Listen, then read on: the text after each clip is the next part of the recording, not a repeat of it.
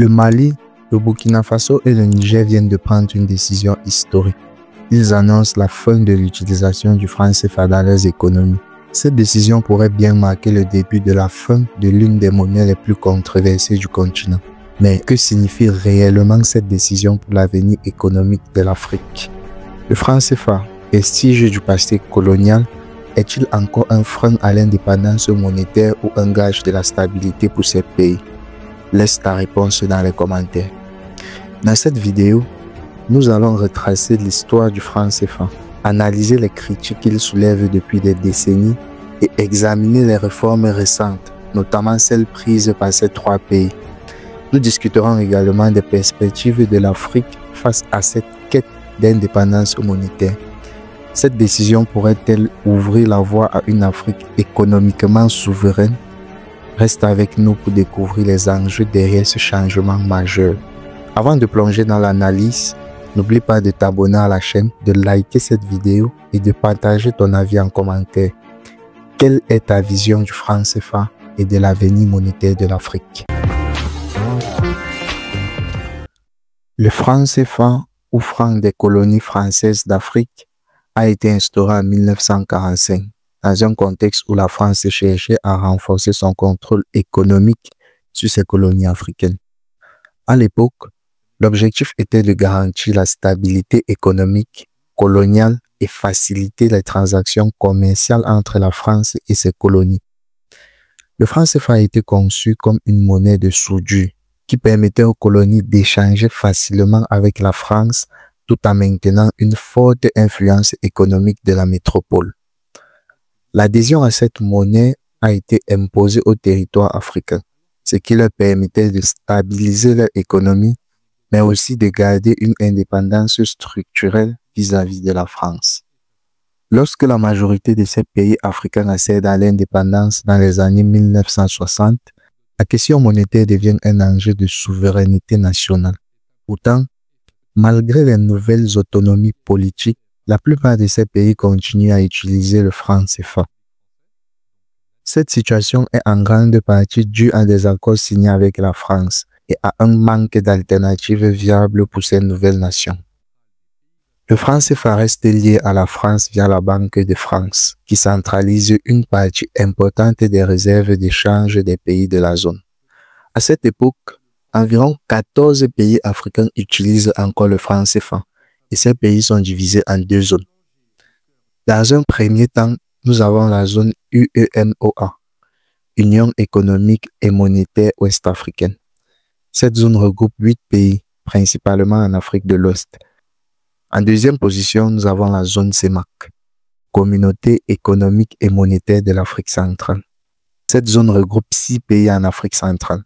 Au total, 14 pays utilisent le franc CFA comme monnaie officielle, soit un peu moins de 300 millions de personnes qui partagent cette monnaie.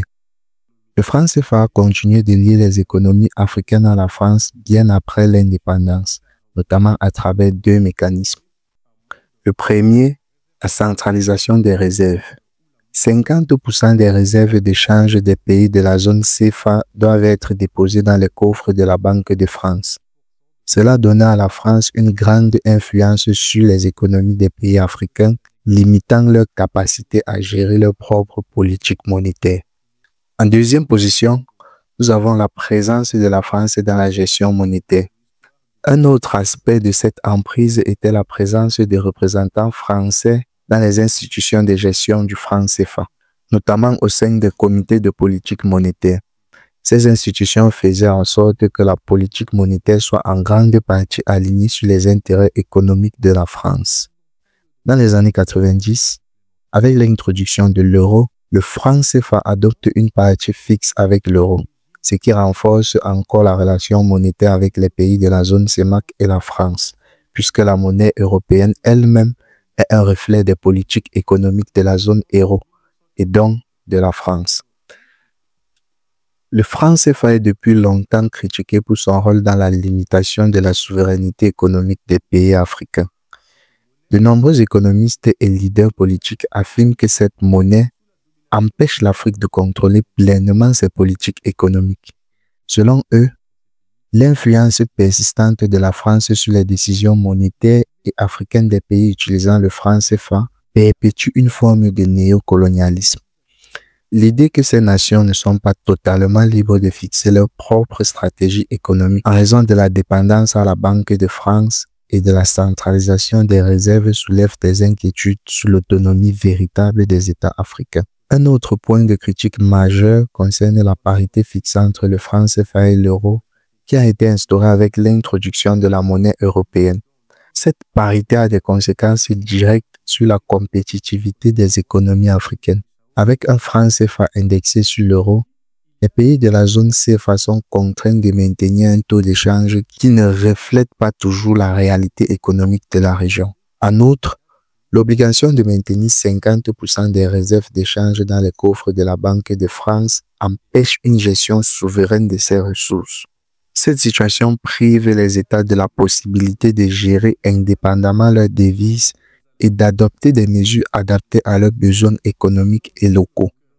Malgré ces critiques, certains défenseurs du franc CFA soutiennent que la monnaie a des avantages indéniables, en particulier en termes de stabilité monétaire. Ils affirment que le franc CFA joue un rôle essentiel dans la maîtrise de l'inflation et dans la préservation de la stabilité économique, deux éléments cruciaux pour le développement des pays africains. La parité avec l'euro permet également de faciliter les échanges commerciaux au sein de la zone franc et avec l'Europe, tout en réduisant les risques de fluctuations monétaires imprévues. De plus, la monnaie assure une certaine confiance des investisseurs étrangers en garantissant une stabilité financière. En décembre 2019, un tournant important a été annoncé avec la création de l'ECO, une nouvelle monnaie destinée à remplacer le franc CFA dans la zone de l'Union économique et monétaire ouest-africaine.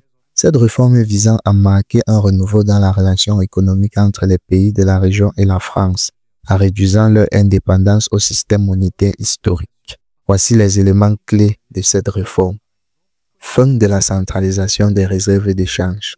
Les pays membres de l'UEMOA, auparavant tenus de centraliser 50% de leurs réserves d'échange auprès de la Banque de France, ont désormais l'autorisation de gérer leurs réserves de manière autonome. Cette mesure a été saluée comme un pas vers une plus grande souveraineté monétaire pour les pays de la zone. 2. Sortie des représentants français. Dans le cadre de cette réforme, la France a accepté de retirer ses représentants des instances gouvernementales de la zone CFA, comme le comité de politique monétaire et le conseil d'administration de la BCEAO. Cela a symbolisé une volonté de rupture avec l'influence directe de la France dans la gestion des affaires monétaires de la région. 3. Le changement de nom. Le nom du franc CFA a été remplacé par l'ECO, afin de donner une nouvelle identité à la monnaie et de tourner la page du passé colonial. Bien que le nom ait été changé, les critiques ont souligné que cela ne suffisait pas à résoudre les problèmes structurels du système monétaire de la zone, notamment la dépendance à l'euro. Si cette réforme a été perçue pour certains comme un premier pas vers plus d'autonomie pour les pays africains, de nombreux observateurs jugent que les réformes sont insuffisantes.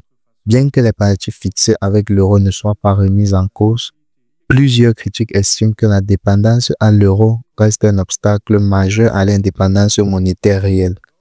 Le fait que l'ECO soit toujours attaché à l'euro par la BCEAO empêche une autonomie totale de la politique monétaire.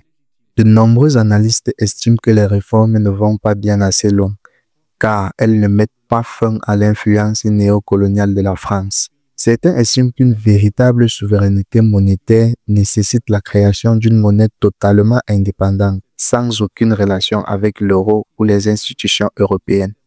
Parallèlement à cette réforme, les pays de l'Alliance des États du Sahel, un groupe composé du Mali, du Burkina Faso et du Niger, ont annoncé leur propre projet ambitieux de création d'une monnaie commune. Cette initiative vise à créer une monnaie indépendante des anciennes puissances coloniales et de la zone euro. Voici les détails. L'objectif de cette monnaie est de permettre aux pays membres de renforcer leur autonomie économique et monétaire sans avoir à dépendre du système CFA ni de l'influence de la France. Elle serait indépendante de l'euro et serait gérée par une banque centrale régionale composée uniquement de pays membres de l'AES. En abandonnant le franc CFA et l'euro, Les pays de l'AES pourraient contrôler leur propre politique monétaire en fonction de leur réalité économique, sans les contraintes imposées par des puissances extérieures. Cette nouvelle monnaie permettrait de faciliter les échanges commerciaux intra-régionaux et de stimuler la coopération économique entre les pays de l'AES. En évitant les fluctuations d'échange liées à l'euro, les économies de ces pays seraient théoriquement moins vulnérables aux crises économiques mondiales. Cette initiative a également suscité des interrogations quant à sa réalisation pratique. Le défi réside dans la capacité des pays membres à mettre en place une monnaie stable qui soit acceptée par l'ensemble des acteurs économiques ainsi que dans la gestion des réserves d'échange et de la politique monétaire. En résumé, bien que la réforme de 2019 marque un premier pas vers la modernisation du système CFA et une réduction d'une influence française, elle ne répond pas totalement aux aspirations des pays africains à une indépendance monétaire pleine et entière. Le projet monétaire de l'AES va dans ce sens, mais il reste à voir si cette initiative pourrait se concrétiser efficacement et offrir une alternative viable au franc CFA. Certains pays africains, notamment le Nigeria, ont proposé la création d'une monnaie commune régionale pour toute l'Afrique de l'Ouest. Cette initiative viserait à sortir définitivement de la dépendance au franc CFA et à l'euro, en créant une monnaie totalement indépendante. L'idée derrière la monnaie ECO est de favoriser l'intégration économique et monétaire de l'Afrique de l'Ouest tout en offrant une stabilité économique interne. L'ECO serait une alternative aux anciennes monnaies coloniales et pourrait renforcer les échanges commerciaux intra-africains en réduisant les coûts liés aux infrastructures monétaires. Bien que l'idée d'une monnaie commune pour toute la région soit ambitieuse, sa mise en œuvre nécessite une convergence économique importante entre les pays de l'UEMOA et ceux de la CEDEAO. Les pays de cette zone doivent améliorer leur gouvernance économique, leur politique fiscale et leur stabilité macroéconomique pour que cette monnaie soit viable. La création et l'implémentation d'une monnaie africaine indépendante ne sont pas sans obstacle. Plusieurs défis se dressent sur le chemin de cette transition. Pour réussir à instaurer une monnaie commune, il est crucial que les pays membres adoptent des politiques économiques harmonisées. Actuellement, les disparités économiques entre les pays de l'Afrique de l'Ouest, notamment au niveau des infrastructures, des indices de développement et de stabilité, compliquent l'adoption d'une monnaie unique. La convergence fiscale et la gestion de la politique monétaire devraient être synchronisées à un niveau régional, ce qui n'est pas encore le cas. Un système financier robuste est nécessaire pour gérer une monnaie indépendante. Les banques centrales africaines doivent être dotées de plus de pouvoir et de moyens pour faire face aux crises économiques en instaurant des politiques monétaires efficaces et en prévenant les risques d'inflation. Cela impliquerait aussi une coopération renforcée entre les institutions financières africaines et une plus grande transparence dans leur gestion. L'Afrique a traversé de nombreuses crises monétaires, notamment avec la dévaluation du franc CFA qui ont mis en lumière les vulnérabilités des monnaies fixées à des monnaies étrangères. La création d'une monnaie africaine nécessite de pouvoir anticiper les fluctuations économiques mondiales et d'assurer la stabilité interne des monnaies africaines face aux crises économiques mondiales et aux spéculations. L'appel à l'indépendance monétaire fait écho à une volonté de réforme profonde du système monétaire africain. Les intellectuels, économistes et les leaders de la société civile sont de plus en plus impliqués dans ce débat. Leur rôle est crucial. Ils sensibilisent les citoyens africains aux enjeux de l'indépendance monétaire en mettant en lumière l'importance de cette transition pour la souveraineté économique et la prospective développementale des pays africains. Ces mouvements ont pris de l'ampleur dans plusieurs pays africains en appelant à une révision complète du système monétaire. Leur influence grandissante est palpable, notamment à travers des campagnes publiques et des manifestations qui réclament la fin du système CFA et la mise en place de solutions monétaires plus indépendantes. Des économistes tels que Félix Tshisekedi, Tijani Olasimbo ou encore Kevin Koudou mettent en avant des propositions de réforme économique visant à réduire la dépendance des pays africains à l'extérieur. Leur travail permet de mieux comprendre les impacts économiques de l'adoption de monnaies indépendantes et de trouver des solutions pratiques pour intégrer des réseaux financiers africains. En conclusion, bien que de réelles avancées ont été faites avec des initiatives comme la création de l'ECO ou la volonté de réforme et de gestion monétaire, L'indépendance monétaire totale de l'Afrique reste un objectif complexe. Les obstacles sont multiples: divergences économiques, manque de gouvernance régionale et la nécessité d'une gestion robuste des crises économiques. Cependant, avec la pression croissante de la société civile et des intellectuels, il semble que les pays africains se rapprochent de plus en plus de l'autonomie financière. La clé de ce succès réside dans l'unité politique et économique et la volonté collective de briser les chaînes du passé monétaire. La question du franc CFA dépasse largement le cadre économique. Elle touche au fondement même de la souveraineté et du développement de l'Afrique. Après des décennies de débats et de critiques, des réformes ont été mises en place, mais le chemin vers une indépendance monétaire réelle reste complexe. Le projet de l'ECO et d'autres initiatives régionales sont des pas importants, mais des obstacles subsistants. La convergence économique entre les pays, la gestion des crises monétaires et la volonté de briser définitivement l'héritage du néocolonialisme économique. L'Afrique, dans sa quête d'autonomie, devra naviguer à travers des défis internes et externes, mais avec une volonté politique forte et une mobilisation populaire, il est possible de bâtir un système monétaire qui reflète véritablement les intérêts africains. La question qui se pose aujourd'hui est la suivante. Que doit faire l'Afrique pour se libérer réellement de l'héritage du colonialisme économique? La route vers une monnaie véritable, souveraine, est-elle à portée de main? Ces interrogations méritent une réflexion profonde, car l'avenir économique de l'Afrique en dépend. Il est temps que les peuples africains se prennent en main et définissent leur propre trajectoire monétaire. La transition est possible, mais elle nécessite un engagement collectif sans faille. C'est tout pour cette vidéo et on se dit à très bientôt.